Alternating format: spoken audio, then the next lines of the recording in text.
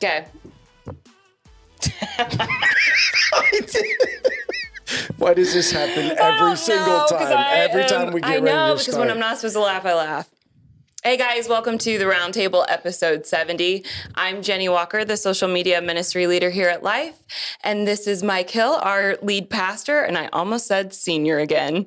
It just flows off the tip of my tongue. This is when it's senior. Right? When you can see the... That's not what it means, though. What? Oh. The senior. It doesn't mean like you're the old guy? No, I don't think so. What does it mean, It means that you're the man in charge. Yeah, you are the boss. Oh, yeah. That's good. And we have our special guest today, Emily Kreiger. Did I say that right? You did. You did a good Wow. job. Why did you think you I was nervous about saying Kreiger? Kreiger, yeah. That's not Because it could have been word. Kreiger. Yeah.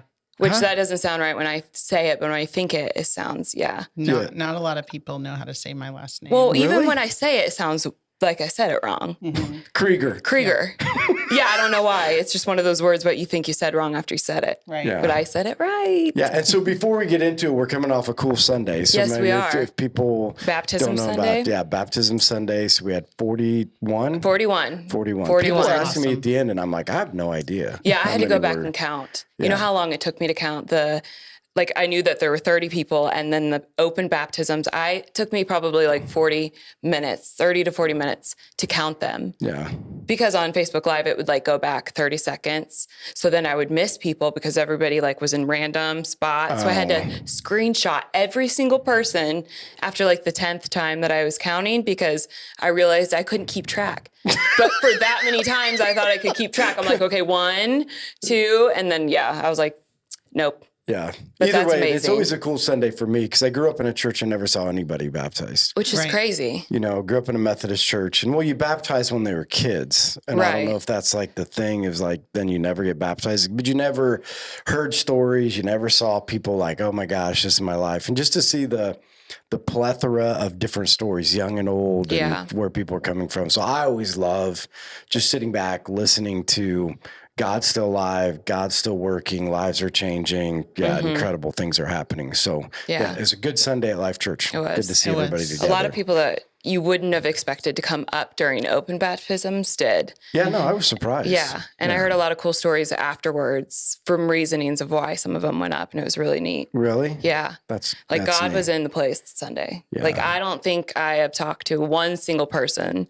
that hasn't said like something to me immediately about baptism when they see me. Yeah, which 'Cause is it's- cool too, yeah. because if we were all worried it's going to be a long service. Yes, it right? didn't feel like it at The American all. church, who's always worried about we got to get out in an hour, and it was 2.5 Yeah. 2.5 hours by the time it was all done. Yeah, But it didn't feel like it at all. Not at all. yeah, you guys did a good job. So Shout Jill, out to Nick, We all did. Corinne, Everybody. Jenny, everybody that put stuff together. Jennifer, a lot of people behind the scenes trying to make it all happen. The Kreiger boys, right? We're Yeah. all behind the scene because there are all of your kids on Nick's team. No, Logan's on Charity's team. Oh, okay. He kind of got kicked off of Nick's team. Oh, Nick! kicked off. Nick, The wow. truth comes out. Huh? He just got no more scheduling. Oh, And that is perfectly fine because he does so well for Charity's team. Yeah, he does, because he was helping out with VBS, and he was so good outside with them. Yeah. Yeah. He was loving it. So, Emily, we'll get to know you a little bit. So, first of all, how long have you been coming to Life, and how'd you ever end up here? So we started coming. So Logan and I started coming January 2016. Okay. Kevin and I decided after him working for the railroad for 2 years that we were going to sell our house and build in the country beside my parents. Oh. So if you've ever seen my social media posts saying anything about my neighbors, I'm talking about my parents. They're her but parents. it's funnier saying my neighbors did this. Yeah, it is. Because you lived in town before? I lived in Huntington growing up, but then I moved to Fort Wayne because I'm related to like everybody in Huntington in one way or another. Are you really? Yes. Wow. Okay. So I knew that finding a mate here would not be good. Okay. It's a little scary. A little worried about the incest. Because the odds of being, related are pretty high. Yeah, it's kind of like the Amish community. Yeah. Right? Like you got to move out and start a new community or everybody's marrying each other. Just never even Haven't you really heard thought that about before? that. Yeah, so like in the Amish communities, you only got a certain choice, so they got to have a straw hat if you're going to date them, Jenny.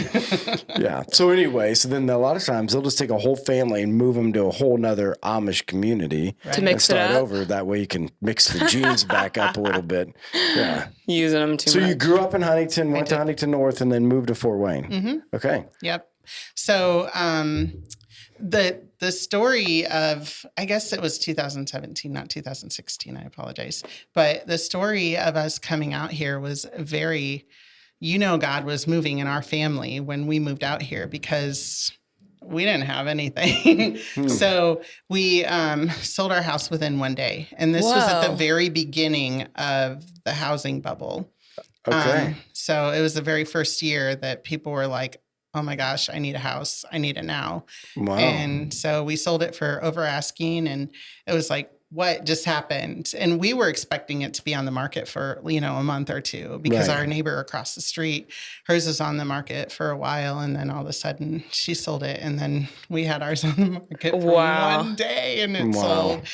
And so I called my dad. I'm like, we're homeless. What do I do? And he had two cousins that had housing. And he's like, you need to contact them. So I contacted both of the cousins. And the one was like, well, we have our tenant moving out. So it would be about 15 days before you can move in. And we're like, what do we do? Because the kids would have started school. Oh, wow. And my parents were like, you know what? Just let the kids live with us. Yeah. And then you guys can figure out housing and we will figure everything out. So where'd they go to school in Fort Wayne? they went to school at Irwin Elementary, which is a magnet school for science and mathematics. Oh, wow. Whoa. So my kids are very mostly science, but very science and mathematic driven. Huh. But it was a good thing that we moved then because Zachary had just got done with 5th grade. So he was ready to move into new middle school. And in Fort Wayne, you try to bid for middle school with Fort Wayne Community. Yeah. So you can go anywhere because of the busing system. You just have to walk 3 blocks to a bus. No big deal. But yeah. And it's the same with the elementary schools. As long as you can get in and they literally pick your name out of a lottery and you get it. Otherwise you go to your neighborhood school. So I didn't know they had special schools like that. Yep. Wow. That's so cool. So we, my dad's cousin was like, you can live in this farmhouse until your house is built. And it took I think we moved out there in August and then our house was built in, we moved in March of 2017. So August 2016, we moved out and we were going to Fellowship Missionary Church in Fort Wayne and we loved it. We could not fathom going anywhere else. It was just, it just wasn't going to happen. Right. So after several 45-minute one way, 45-minute the other every Sunday, it was getting old. And I'm like, Kevin, we are living in a community. We need to go worship in our community. There's no reason why we need to keep going to Fort Wayne to go to church. And he's like, I'm not going to stop going to fellowship. I want to keep going. And I'm like, all right. So I said, I'm going to go somewhere else then. So my friend Jen Ferris was going here at the time. And so I told Logan on January 1st, I'm like, hey, we're going to start, checking out churches in Huntington. Are you game? Because so my other kids are big hockey fans, like huge Comet hockey fans. And they would spend the weekends with my husband's mother because she had season tickets to the Comet hockey. Oh, wow. Yeah.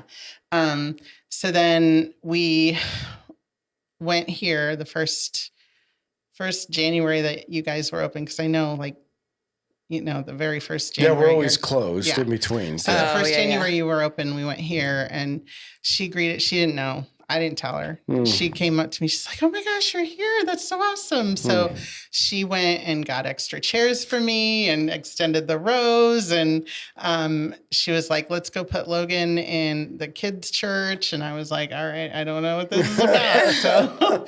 So we just never stopped. But I don't remember what you were preaching about, but I was just compelled to come here forever and ever after that.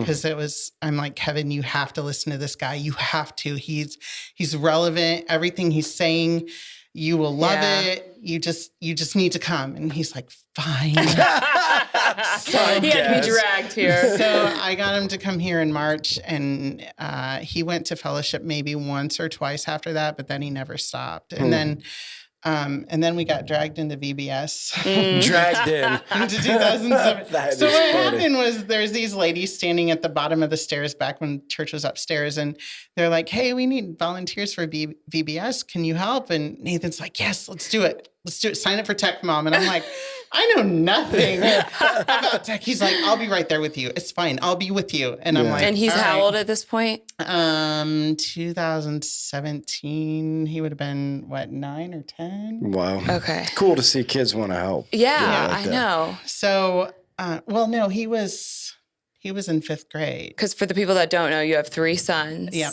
Okay. Boy mom. Right, boy mom. That's what her All shirt says. Oh, Yeah. well, for the people listening, they don't know. They That's can't what I read said. that. That's Yeah. that's Boy what her mom shirt is says. her shirt. Boy How old mom. are they now, right now? So Zachary's 18, Nathan is 15, and Logan's 13. Okay, yeah, because So- we just had Zachary on the show. Everybody, this Yeah. is the connection. Yes. So anyway, we got swindled into VBS. Yeah. So Logan was going to VBS. Nathan was helping me with tech. And then Zachary had just met Tyler. So wow. he was helping on that end of VBS with the middle school. And so that's the first time Nick was around. Like Nick was brand new to the church then. Is that what it was? Whoa. Wow. And Nick comes up to me and he's like, how did we miss you? And I'm like, what kind of question is that? I know. That's a weird question.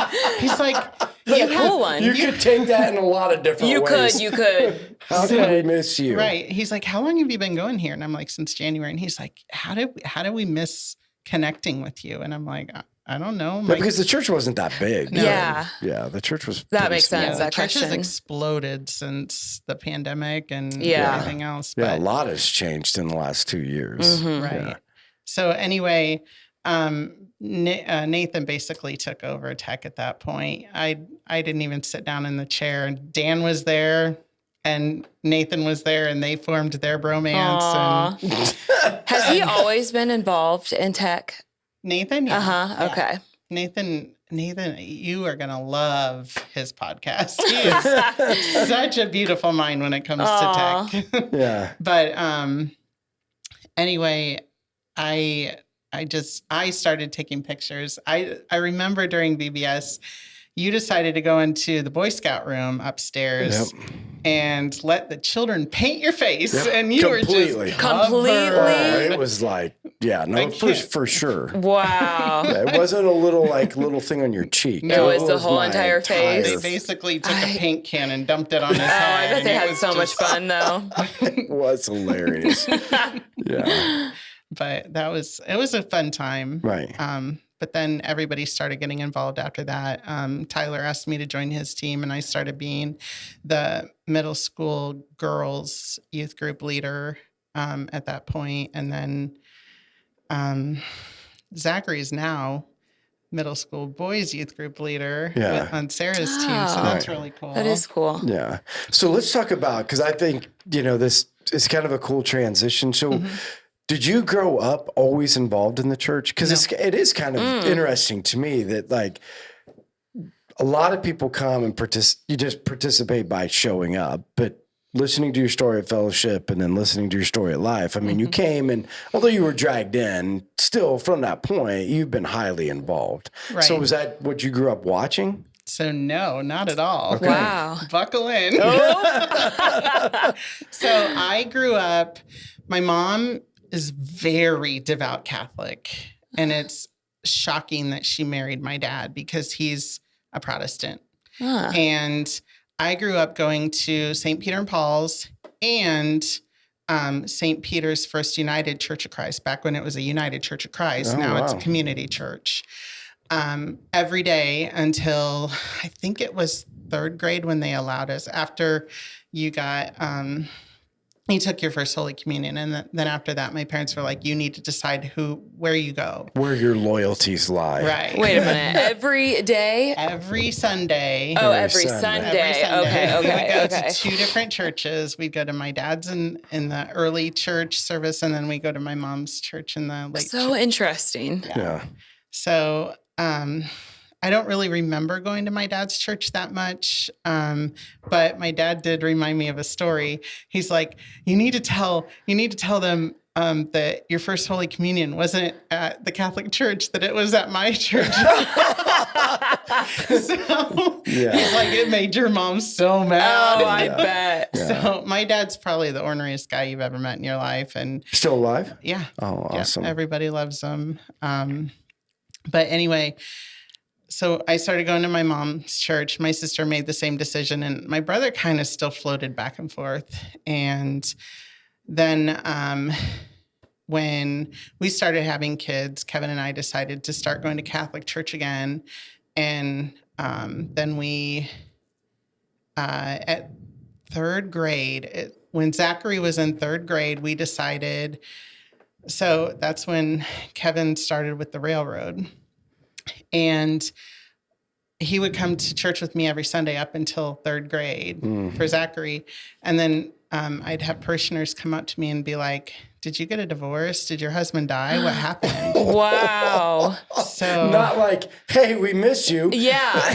No Did you kidding. right. Where's your husband? Why aren't you guys, going to church together? And I'm like, why are you asking me that kind of question? Right. So, I was like, no, and they're like, is he military? No, he's just a railroader. And so he's no longer allowed, able to come. So, things started getting strange after that. Like Zachary's teacher was horrible to me, but I guess she had Asperger's, which that's not an excuse to be horrible to a human being. Right. But she was like, your son isn't learning anything. He's not doing any of the homework. And I'm like, wait a second. This is Bible church. This is not regular school. You should not be getting upset with me. And then Nathan's teacher, Nathan learns very different than other people. He doesn't memorize things very well, but he knows how to do things without even reading the manual. He's very tech-minded. But I think it's called the Act of Contrition is a prayer that Catholics have to remember to do confession, which I know you're absolutely against. Yes. We have talked about it. Yeah. No, I think we talked about it with one of our Catholic people. That could have been. No offense to your mother. No, right. So anyway, he was supposed to memorize this prayer, and it turns out that the prayer was in print format in the vestibule where they go in and they talk to the priest. Yeah, where you slide the little door open and be like, right. But she didn't tell him that. She made him anxiety and everything else come to a head, and it was awful. And the only person that was really, really, really good to us was Logan's teacher, who was the preschool teacher. And she was the only reason we kept going there. And I kept telling my mother-in-law, I'm like, I don't want to do this anymore. And I can't, the Catholic guilt is a real thing. Yeah. It gets to you. And even walking in the doors here the first time, I was like, I can't believe I'm not walking into a Catholic church in Huntington, Indiana. Yeah, well, do you mind if I interrupt? Because I think that's interesting. Like, why? Where does it come from? Because it's not like, it's just talked about all the time, but it's just something that's just inherently, if you grew up in it, don't defy the Catholic Church. Yep. It's just all the pomp and circumstance and everything that you're taught and you memorize. It's not in a different, Protestant type setting. And it just, it gets to you because you're like, I'm missing this stuff, but you're really not. Like the routine. Yeah. Yeah. Like you're not as holy because you're not doing it, or you're not as, right? I mean, is that what it feels like? I don't know if holy is the right word, but like if we're not doing it, are your we cup's not? not being full, your cup's not being filled as much as if, you were with the Catholic Church. Right.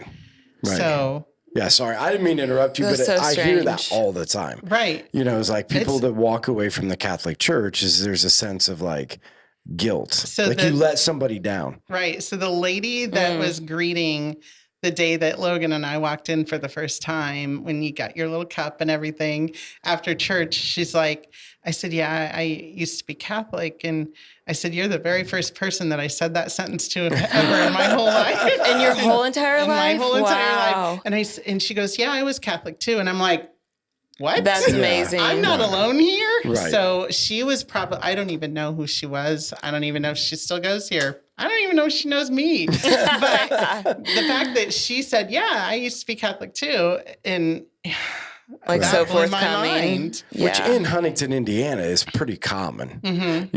I mean, the Catholic Church, I don't know how huge it is now, but back then, like when we first planted here, it was big. Yeah. I mean, there's two churches and they're not really rivals, but the people that go to each of them, it seems like they're rivals. Right. It's like, oh, you go to that church. That's so weird. Right. But anyway, when I told my mother-in-law I was having all these troubles, she's like, go to church with me one Sunday. My kids did not fight me that Sunday. They got dressed.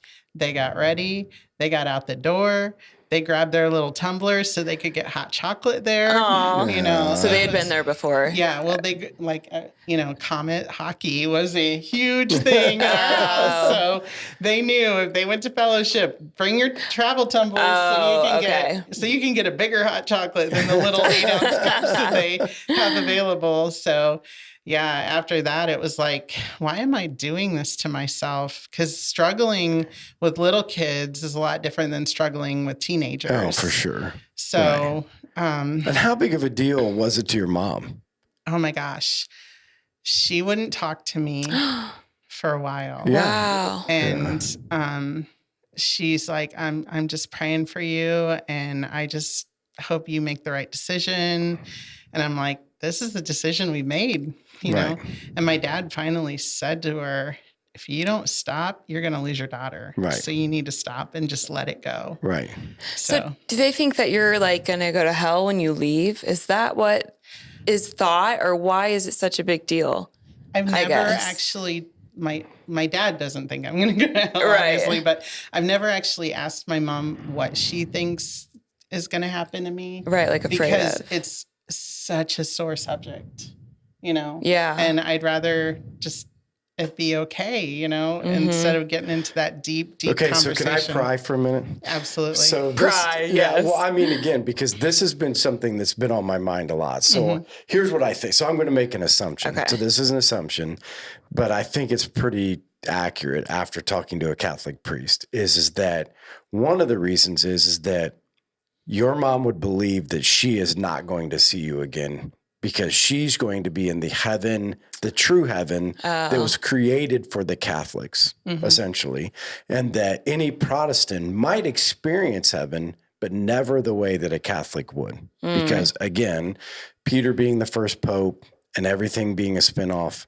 from that you'll never experience it, right? Like, I think that's part of their theory, right? It's because you're not going to experience it. And I might not see my daughter because she's not Catholic anymore. Like almost like you're not a Christian, you know? And so there is this eternity thing that they think if you don't go through, like again, most ways through Catholicism to heaven is through purgatory, right? And you have to be prayed into perfection. And if you're not prayed into perfection, there's another chance that Emily's not going to make it and her kids aren't going to make it because she doesn't get the chance through the Christian church to be prayed in, right? So there's that. But my biggest question is, and I've asked this to everybody because it's everybody that knows my stance, you know, and I don't know if it's just because I talk about it all the time, but when I do talk about it, their response is just like yours. It's such a sore subject that I can't, we can't have the discussion. Right. And here's my question, and not necessarily for your mom, but just in general. If there was any thought that your mom, Catholicism is false teaching, and by not saying something might jeopardize her eternity, would you say something? Absolutely. Yeah. Yeah. Yeah. So because I think this is where everybody's at. There really is no difference between Christianity and Catholicism, right? I think that's where most people land. That's where I say, I don't know. Is there no difference? You know, that's where I say, like, I don't know, because I would agree, listening to other people talk, as soon as you breach that subject, it's either stop talking about it or it gets so awkward or uncomfortable and that people don't want to have the conversation. Right. You know, and so I always ask the question, because I'm somewhere, and I don't know, Jenny, where you land on this, but I'm somewhere in the middle. Is Catholicism false teaching? That's a hard question. That's a big but question. I mean, When you it's think, like you want to get, again, like you want to stir the pot. but I mean, when you think about like it, like ruining people's relationships when you leave the Catholic Church and like things like that, like you had just said, like, is it the same Catholic and Christianity? Well, no, I'll just ask the question from this standpoint. So is Mormonism false teaching? Yes. Why? Mormonism? Yeah, why? Well, they don't believe in Christmas. They don't believe. No, I mean, just as an example, they believe in Jesus Christ. Right. Right? I mean, they believe in Jesus. They believe in Jesus as the forgiveness of sins. They believe in, so if somebody was a Mormon, They're like if doing you're, deeds, though. They're doing deeds. They're not, I guess they are professing to other people so because they're going door to door. You want to know my question always is, so if your family member was a Mormon, would you say, hey, this isn't right? Jenny? I'm glad I my would. family members aren't Mormon. Right. Because again, there is a distinction, right? So Mormonism is considered in the Christian world a false teaching, right? Because of Joseph Smith, because of the Book of Mormon, because of, you know, that they believe that you have to be baptized a Mormon to be able to go into the heaven, and it's through the lineage of the first apostles that came over, right? So it's considered by Christians as a false teaching, but they profess Jesus, right? So move over to Catholicism, right? So Catholicism preaches Jesus, the forgiveness of sins, but also has some very fundamental doctrinal differences, right, from Christianity, meaning they don't believe that the blood of Jesus Christ covers all sin, past, present, and future. Right. Like it's a very doctrinal. That's a big one. But that's what I'm saying. It's very doctrinally different. Right. And that whether you like these things or not, it does. To me, these things don't matter. Confessional and priest, and like some of that's just how you carry it out. Like some people are like, oh, they worship Mary. Well, I don't know. I mean, maybe they do, maybe they don't. I don't really know what that looks like. But my point just is that, not to really answer the question today, but I do think sometimes that when it comes to difficult conversations or difficult circumstances, that we just want to believe, like we want to just believe this, that it's just better to put your head in the sand. Not that I didn't mean it that way. Right. No, I Better just, not to just talk about it, because it's very much just of leave the elephant alone. right. It just, a big because one. it causes division. Right. It causes, so instead of talking through it and really just having a. So Jesus came for relationship. And the one thing that I see the difference is that you can't go to him to have a relationship. You're going to other people. So I feel like that would be the number one, like one of the big things that isn't it like him wanting us to have a relationship with him, but then somebody else is like controlling that.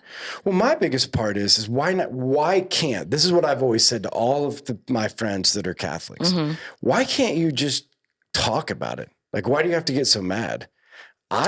You don't have to get mad. Like you could come and, in my opinion, you could question Christianity all day long with me. Like, and why I believe it. Right. And where my belief system comes from. And I'm not offended. Like, I don't get offended because you ask me what I believe. Why is it in Catholicism that it's offensive to ask what you believe? It's just like the where right does and the it come left. from? Huh? The right and the left, the Democratic parties, just like that. No, but again, I think in the Democratic Party or the Republican Party, people don't mind talking about what they believe. Well, not necessarily. I feel like some of the lefts don't want to be told that they're wrong. Yeah, I don't know. And again, Emily, my big thing is that why do you think it is so hard, for people, I don't know if indoctrinated is the right word, people that grew up in the Catholic Church or people that have been in the Catholic, why is it so hard just to have a conversation about what they believe? My mom told me one time that it's because Jesus said that the Catholic Church is the one true church. Yeah. And that is her period, end of sentence. You are wrong. You will never change my mind. Right. Answer. Right. Where was that from? Like when Jesus says that this is, again, now this comes from me talking to the priest, so I don't know what everybody believes, but they would say when Jesus said, Peter, on this rock, I'm going to build my church, right? That they believe Peter was the first pope. So Jesus said the Catholic Church through Peter, right? That anything that spun off of that is not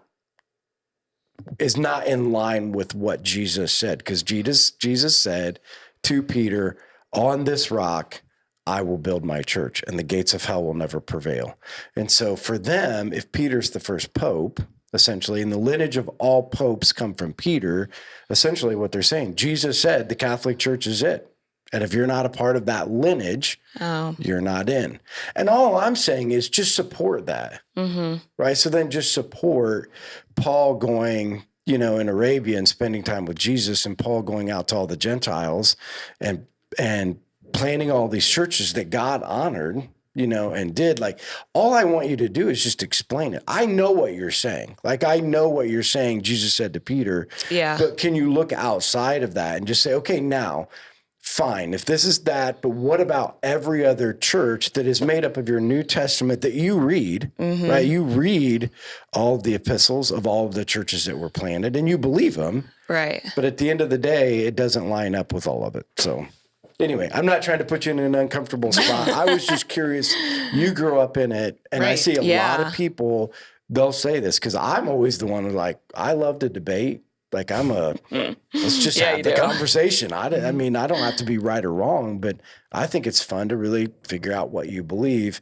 But I've never heard once somebody who left the Catholic Church say, I've been able to talk to my family about it without it being an argument. That's sad. Not one. That's really sad. And I just wondered from your perspective what you thought inside of that, because then my question always goes back, and I don't even know if this is the right question, but what if they're wrong? Like, what if they're wrong? Right. That's always for me, that's why I say, so when we do Starting Point, so part of Starting Point, the class that we're teaching on Wednesday night, is like, ask every single question you can. Yeah. Because at the end of the day, you should be able to know and understand what you believe and where it comes from, instead of what somebody told you should believe, and just end up with it without ever questioning it, and make sure that we are all on the same page. Because again, the same with Mormonism. Again, the same with being a Muslim, right? The Muslims read the Bible. I mean, they read the Old Testament. They go by the Old Testament. They believe that Jesus was a prophet. Anyway, I'm getting off the subject. No, on that same during baptism, the Kreiger girl, I think her name was Izzy Kreiger. So, yeah, she's talking about being Catholic, and then deciding one day after talking to her uncle that she's going to start going to church here. And then she, made her profession. But her story, I could have said those same words. Yeah. I knew nothing about the Bible before I started going to missionary church and then left church. Yeah, and again, those are always the questions I ask my Catholic friends, like, why don't you read your Bible? Right. And they're like, it's not encouraged. It's not encouraged to read your Bible. Which is weird. Well, it's not weird. I think it's weird. Well, it's not weird in the philosophical reason why, because you can't understand it. The priest is the one who tells you what it says. That's clear back early on. Like, you could never understand because you're not the one ordained by God.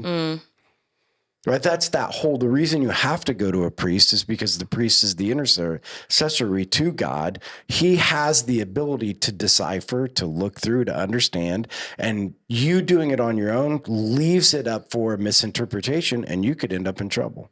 Right. And I feel like that would be the number one tool for a false teacher to use. Well, it could to be, but keep I'm you just away saying, from the right? I don't know if Bible. it was that way when you grew up, but that's what I heard from my Catholic friends. It was never encouraged to read the Bible. Absolutely not. Right. Like, let us tell you what it says, and that's why I'm always adamant.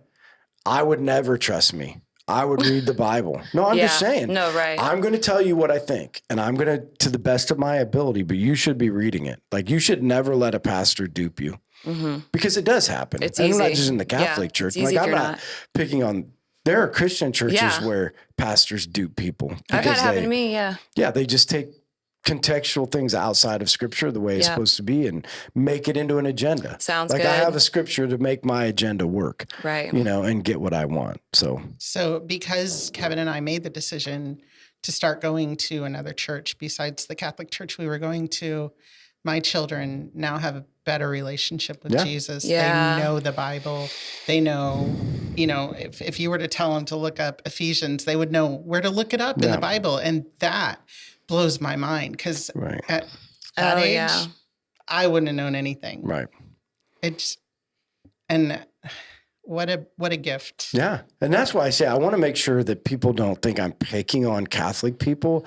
All I'm saying is, why won't you have a conversation without getting mad? Mm-hmm. That's it all. Breaks up families. Yeah, that's my point. Like, but why? But that was my point. So my challenge is to anybody that listens to this, again, this isn't a condemnation against the Catholic Church. Right. My question just always is, listen, just why can't we talk about it like we talk about everything else? That's all I've ever said. Yeah. I think, not to ask you to leave a Catholic church, not to say you're wrong, but I think families that have had people leave, or even if you're going and you're seeing people in the Protestant church, we should be able to have conversations about it. We should be able to have conversations about what we believe and why we believe it and why is it important, and just be able to talk through it. And at the end of the day, you don't have to agree.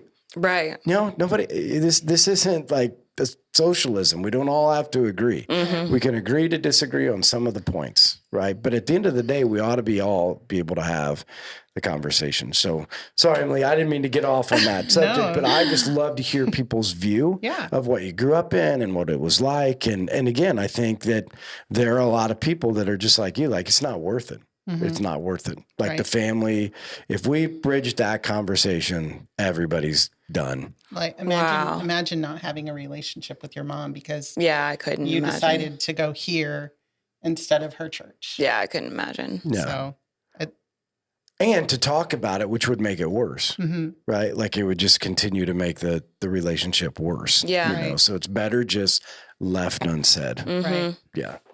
So now here's the other thing that I think is really interesting that I want to hear you talk through some is, so you came, you got involved, you're in tech, but I think you've really found your place, like as a middle school girls leader, right? And have went kind of through some transition. Tyler, who's the youth pastor here, and now Sarah, and, trying to figure out what it's like and what we need to do. Because I think at Life, one of the things we've always said, and you've heard me say that when we talked in meetings, like, I don't know what the programs are going to be. We just got to get it figured out. Like, I don't know. Like, I don't know what we're doing, but what we do need to do is try to figure out how to reach people. And we do need to figure out how to make a difference in young people's lives. And so I think it's really cool how that's really stuck with you and how good of a relationship you have. I mean, this is what I'm hearing from other people is like how cool of a relationship you have with some of your middle school girls and the things that are going on. So can you talk a little bit about how that developed and, and maybe even what are you seeing today as some of the challenges for some of these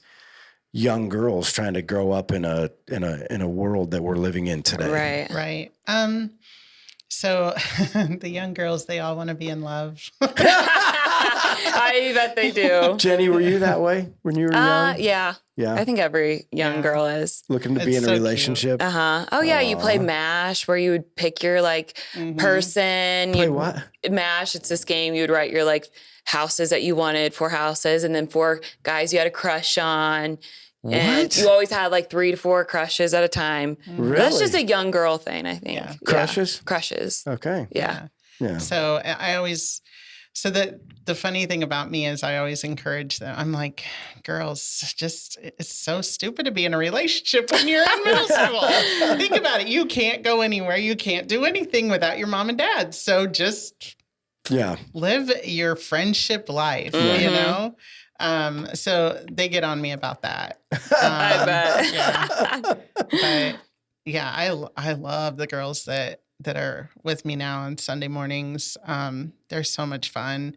They always come up to me after church and, why aren't you in our group? You know, because there's 2 different services, and I go to the 9:30 and whoever else goes to the 11. So I don't get to see everybody, but I try to see everybody. So, but I mean, again, this is what I'm hearing. But you invest into these girls. I mean, it's not just like, oh, I'm your Sunday school teacher, right? Like, can you talk a little bit about that? Because I do think that's such a cool thing of how it's not just come and I'm your Sunday school teacher and I'll see you next Sunday, right? Right. I think it's important to have the relationship with them, to get on their level and try to figure out something that you have in common with them. And having teenagers is a big commonality with them, you know, because they know Nathan, they know Zachary, they know Logan, and they're just floored that those are my boys. And why am I with all the girls? And I'm like, girls, I don't know what I'm doing with you guys, because I don't know girls at all. You know, I don't know how to change girl diapers. I don't know anything about girls. Right. So I love that you guys have Sarah being my middle school youth group. She says we're not allowed to call her pastor, but that's what I'm so used to, because I'm like, pastor, leader, we're good.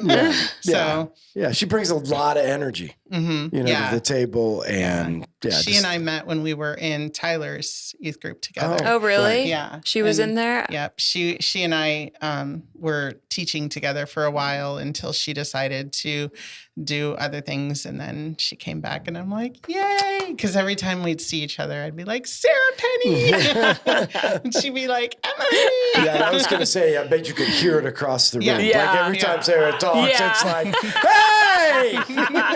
She is loud. Oh, I love it, though. I know. I'm that way with her, too. Are you? People don't expect me to be that way with her, but people can bring it out of you. You're loud? Yeah. If I'm in the middle of like Kroger and I see her and I'm like, Sarah Penny, she's like, what are you doing? Hey. That's cool. So what do you think are some of so other than relationships, what are some of the greatest challenges young girls are facing today? So being able to talk to each other about their relationship with Jesus, it's a big thing, because there are so many people that they know that aren't Christian, that decide that God isn't real and Jesus isn't real, and those people are crazy. And to have a relationship, to be a friend to that person is necessary, but it's hard, right? Because you want to maintain that friendship, but to be told, you know, I don't like God, so I don't think we should be friends, you know? Right. You know, but that person needs God in their life. Right. So that's the biggest challenge. And is that more prevalent today, do you think, than ever before? Absolutely. Social media has a huge influence on what kids should and shouldn't think. Okay. So, and, you know, parents not being able to be there 100% watching what their children are watching. Right. My nephew went to VBS this summer. He was the one that said that we were in the metaverse. Oh, wow. Okay. Yeah. So we've had some hard discussions with my sister. She got very upset with me. She's like, that guy, Nelson. Yeah. She's like, that guy embellished everything. And I'm like, no, he didn't. That was said. That's real. Wow. Your son isn't. The Testimony Tuesday. Mm-hmm.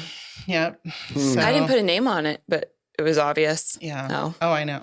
Absolutely. Did she follows? So she had seen that on her own? No, I screenshot it. And I I was about to say, because there's no way that she would have seen it. Okay. So I I screenshot it and I sent it to my mom, my dad, and my sister because we have a group chat. And I said, guess who they're talking about? And my sister's like, he's embellishing. That's not true. And I'm like, the only thing that he got wrong was the fact that you were in 2 acts of God, not one. Because he had put that it kind of seemed like their house fire and their tornado were at the same house, but their house fire was a total devastation, straight to the ground. Wow. And then their tornado was at their new place. So. Oh, wow. Yeah. Yeah. So how much, even for your own kids, talk about the good influence of social media and the bad influence of social media, because this is where Nick and I are always talking, because there is a huge upside to social media. Right. But how do we teach young people to balance that, to be able to get the good, right, that social media does add without getting trapped? Right. My kids, I want to believe they're pretty good about staying. So did you teach it? Did you? I mean, I'm sort of trying to figure out. Like, I know. Do you teach that stuff? Do you make boundary? Like, how does that work? So yes, if Zachary, he I love Nick's laugh. Giggling. I know. I love his laugh. I know he can't stop laughing over there. So he just knows. So he loves to stir the pot. Yeah. You know, it's just what he does. Yeah. So now that he's running middle school youth group boys, I'm like, you can't do that anymore. People are going to see this. You're a leader now. You need to set an example. This is what people are seeing, and you need to knock it off. Right. So now Zachary is hyper aware of what he's posting and what he's liking and what he is, seeing on social media. Nathan's always kind of been very conservative. Okay. Conservative as conservative Republican, or conservative as just not using it very much? Well, no. He's very social media minded. Okay. I mean, he probably has the church set up with things that. But so he's on it all the time. Not all the time. That's not the right word. But he uses social media. Right. But he uses it for the greater good. Like his Instagram is all very biblical, which he's tagging us all the time and stuff. Yeah, and that's what I can't figure out though. Like, so did you teach it? Did you say like because here's what I just keep seeing, and whether it's right or wrong, like I am fascinated how many people sit there and just like scroll through TikTok. Yeah. And I mean, it's an hour later, an hour and a half later, and 2 hours later. So did you put time limits on? Like, I'm trying to help figure out, like, watching young people to do it. How do we get them to the place where it can be used for good? Right. None of my kids use TikTok. I don't use TikTok. Kevin doesn't use TikTok.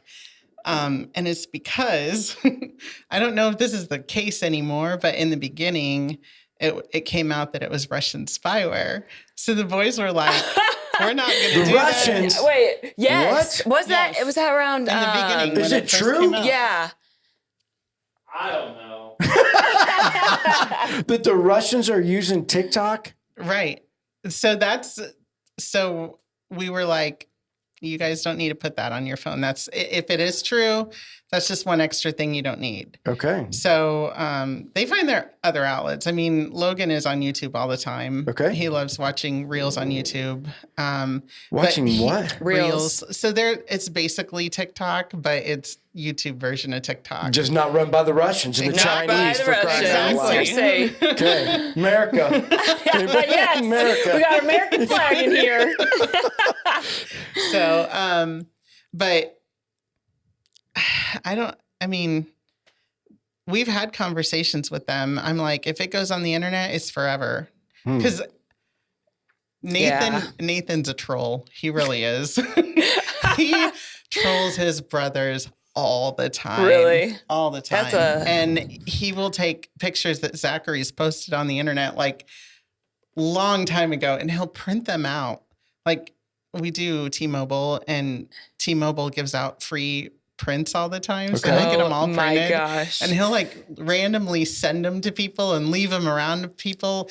He'll take them and he'll tape them to Like in school? And I keep telling him, he'll show them in school. Okay. Yeah. You know, I'm like, Nathan, you gotta chill with your brother sometimes. Yeah. He's bigger than you. He can take you. So, but yeah, I keep telling, you know, Zachary, because he gets really angry about it. I'm like, look, if it were anybody else, you'd think it was funny. Right. And because you're the target, Right. you know? Right. Yeah. Yeah. So it's not necessarily something you just have journeyed with them through the social media process. Because I don't know. I don't know that that's the case Right. with No. everybody, right? On how they're using it or how the parents are getting it. Because again, I just think sometimes social media has become a good babysitter. Yeah. You're like, here Oh, you yeah. go. You know, it's a great opportunity. I mean, they're looking at TikTok and they're not nagging me. Or they're, Right. you know, it's not even so much like on games anymore. Like, they don't even have to have a gaming system because social media occupies so much of their attention that they don't really have to get there. But again, what you're proving is it can work for the good, and it can be, we're just going to have to try to find, you know, the right balance with any of those things. And I think just reminding your kids constantly that everything that you put on the internet can be found, will be found, and can be used against you. I like that. I think that would trigger something in their mind that would make them think, because I feel like nowadays kids have such instant access to everything that they're not thinking like it's going to affect them later. Right. And those are scary decisions. Right. When you grew up, some of the things that you did, can you imagine your friends posting that on the internet? Because that's what would have happened in this day and age. I can't ask you the same question because you're a baby. That was new. Like, that was newly coming out, like texting and stuff. Right. I just think it's interesting on how many people, like, before they even, you know, how, like, Nick talks about this all the time, like, people before they come to church go on and watch church or go on and get to know the church before they ever walk in. Right. Well, it seems to me that that's what people are doing with social media too. So before you date or before you talk to or before you interview or before you, like, for a job, like, people are actually going on your Facebook and seeing like who you are. Yeah, before even meeting based you. upon, because I always thought that was weird, because I'm like, people go on my Facebook and they're going to be like, is he sell meat bundles? That's about the meat bundle, the meat bundle guy. Facebook, you know, on there. But I do think that's interesting because I never really thought about it. Right. Like, people, I don't know if this is the right word, try to judge who you are based upon what your social media feed looks like. Yeah. Absolutely. And I don't know if is that a true representation? Is it not a true representation? But what you're saying is, regardless, it's out there and it ain't coming off, right? Like, I mean, people are going to use it. Even if you take it off, it's still on there. Someone screenshot it. You have it. It is still there. Right. It's always going to be there. Yeah. So, hey, we're getting to the end. Can you believe that? Holy crap. Right, Nick? Wow. I mean, because on my watch, I'm just saying we're getting close. I just want to make sure if we had questions. Oh, we have some good questions. Yeah, so I just want to make sure we got to them before. Yeah. I think we had, I don't know, we had a good amount, but. How many people did you ask? She can't ever find everybody on our group. Yeah, everybody on the podcast group. All right. Jennifer Eller wants to know, she was going to ask you on Sunday when I saw her, but we were never in the same area. Oh, wait, I didn't even read the question. I'm sorry, I do this every time. Okay, she said she was going to ask you, but then you guys were never in the same area. And she said, I sure hope she has something funny. So here's what she was going to ask you. I see where you were a band roadie lately. Any crazy stories that you can share?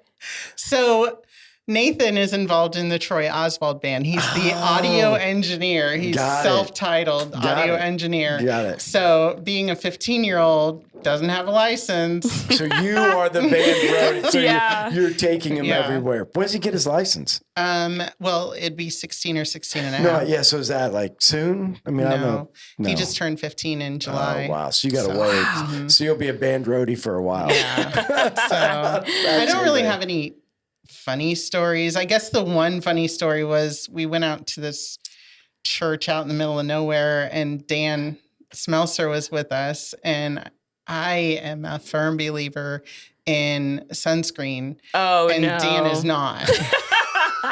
So I kept saying, Dan, you need to put on sunscreen because it was unbelievably hot that day and the sun was extra bright. And he's like, no, I'm fine. And I'm like, Dan, dude, you're turning red. Wow. And he has his trucker hat turned backwards. So he's got that little moon shape thing. He got that on his forehead? So he took off his hat and I started dying laughing. And Troy practically stops his song. He's like, you need to stop laughing at me. And I'm like, it's not all about you, dude. Oh my gosh.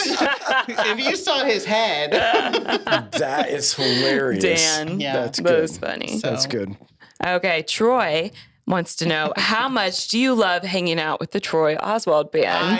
Absolutely. LOL. You know, I've really gotten to know those people. And, bet. and Troy will tell you the very first time he met me, he did not have a good impression of me. But getting to know each How other. come? I know, why? I think it's honestly, he met me probably at the worst time of my life when I was diagnosed with cancer. And he unfortunately walked into that. So How long ago was that? that was just last year and on Valentine's Day. So Wow. yeah. So are you, I mean, I don't know that I know this. Like, do you I know. completely, So I have what's called polycythemia vera, which is a blood cancer, and it's part of the leukemia and lymphoma group of cancers. okay. And basically, there's nothing wrong with me other than my bone marrow produces too many red blood cells, and it's now producing too many white blood cells. So every once in a while, I have to go to the hospital and have them remove 500 milliliters of my blood and just throw it away. And I have O positive blood, so it's like. You guys could have used that. Wow. But there's nothing wrong with my blood. And so I just suffer from headaches and every once in a while just sluggishness. You just feel like your skin's crawling. Oh. And I have to take a baby aspirin every day and just do those what they call phlebotomies every once in a while. So my doctor said, if you're going to get cancer, this is the one to get. And I was like, all right. But it can turn into leukemia or lymphoma when I'm in my 60s. So, but hopefully by then they'll, have a vaccine for it. Yeah, right. Something to change it. Right. Something. Yeah. All right, we're going to keep going with the Oswalds. So Keely wants to know, what is your favorite characteristic of each of your sons? I love this question so much. Nathan, hands down, that he's a troll. It's so funny. And he's probably one of the funniest kids I know. Logan he's stuck in the 80s. Stuck in the 80s. Wasn't even there. He loves Transformers. He loves Back to the Future. This kid should have been born in the 80s. He probably was, and he's reincarnated. And Mike's going, no, we don't do that here. Yeah. And Zachary's such a great conversationalist. Having a conversation with Zach is fantastic. I love talking to Zach. And he's got an opinion for everything. Yeah, so. he does. Yeah, he does. So that's my answer. Good to be opinionated. Yes. Good to be opinionated. All right, Tim Yanes. Or Yanes. Yanes. Whichever one you want to. Or Yanes. So Tim's what I thought it was. been mistaken as my husband before. Really? Yeah. Wow. Because we hang out at the Troy Oswald band all the time. That makes sense. People see you out together. Yeah. All right. He has a comment. Okay. He says, Emily is a great mom to her boys. She supports them in everything that they do, and she is real. People need to get to know Emily. The super mom. The super mom. That should be her boys. new shirt. Packing clothes, supporting her kids. Yeah. Or packing meals, supporting her kids. Yeah. Like super mom. Meat. Huh? Yeah, you need a new meat. shirt. Yeah. Super mom. People need to get to know Emily. She has a heart for Jesus and his people and a great sense of humor. She can dish it out with the best of them, and she is selfless. Yay. Thanks, Tim. Yay. And he said, I'm a Kreiger fan. Because I said, oh, that's amazing. Yeah. Okay, this is anonymous. Anonymous. Whoa. It's going to be one of her kids. It's probably Zach. He's like, why did you use that picture? Yeah, he did. He did ask that. I'm like, yeah. Okay, so he wants to know, what got you started smoking? And I thought he meant cigarettes Not at first. cigarettes. I was so confused. I do not But smoke cigarettes. I know, and I thought that every time that they would say smoking, but I knew that that's not what it was. So How did smoking you know? meat. How did you know? Because I remember her sending in the meats. Oh. Yeah, I won the $5 Yeah, Cafe of Hope thing for showing my smokers on sure did. Thanksgiving. Yes. She's Yes. like, showed her We should do that smokers. No, I know. again. That's Bring it back. seriously We should. impressive. For mine. Yeah, especially impressive. What got me started was my friend Marcy Heist. She went here a few times, but anyway, her husband owns this Arts Q Smoking in North Manchester, and he was selling smoked turkeys for Thanksgiving, and they were like $50 a piece. Back then. No, I mean, I think they still, I don't know. He Yeah. probably jacked up the price, whatever. But I'm like, okay, I'll buy one. And it was so good. And everybody could not stop talking about how good this turkey was. And I'm like, Yeah. I wonder how easy it would be. So a friend of mine gave me some money for Christmas. And I was walking through Walmart one day and they had a barrel house cooker smoker on clearance for $100. And I'm like, pull it out of my wallet. Here you go, cashier. Load it into my van. Let's go. So my very first thing that I smoked on that was turkey, and I loved it. And it was so good. And that's what it was. It's been history Was since having to then. spend What's your favorite smoker? $50. What's my favorite smoker? Yeah, I mean, do you have a Traeger? No. No. I have an Oklahoma Joe Rider 600, which is basically the Traeger. Okay. I have and that's a the pellet Yeah. smoker. Mhm. And then I have the Pit Boss I have a Pit Boss vertical whiskey still smoker, which those are like coveted smokers. And I didn't realize this, but people like pay big money for those now. And I got it Really? on clearance at Walmart. Wow. Whoa. Okay. Nice. And then I also have the Barrel House smoker. I got to stay true to my roots. Barrel House, it's the charcoal smoker. It produces the best poultry. The pellet smokers both produce the best pork products. Okay. I don't really have a favorite. I would say I use the Oklahoma Joe the most because it's a grill and a smoker. Okay. Oh, that's cool. So, whereas the other two, I mean, they can be grills, Right. but Yeah, I grilled on my Traeger in the beginning because I didn't know how to smoke. Sherry got it for me for Father's Day. And I was like, I'm a charcoal grill guy, like forever in my life. Yeah. And she comes rolling up so excited that she buys this smoker. And I'm like, I don't want it. It was like 'Cause it's $1,000 yeah, those are smoker. expensive. And I'm like, she's like, it's a smoker. I'm like, I wanted a grill. Like I have these like $40 charcoal grills. And I Right. mean, I love them with all my, but then when I learned to use the Traeger, like, You loved it. yeah. Now again, I want to try to figure out how to smoke on a charcoal grill, you know, but I don't know if you can smoke on a regular charcoal grill. You can. Yeah. I don't think it's quite as easy as turning the settings onto the pellet grill and then going out there and It's letting more it go. babysitting Yeah. than the regular, like the pellet grills. You just set it and forget it. And Right. Whereas the charcoal smokers, you have to babysit. and Right. Yeah. Stick Why? all your meat probes in, and What's the difference between the charcoal? because you can control the settings on the pellets, whereas charcoal is just that. It's a charcoal fire. Oh. So Yeah. Does it taste different with the charcoal or? Have you ever had absolutely.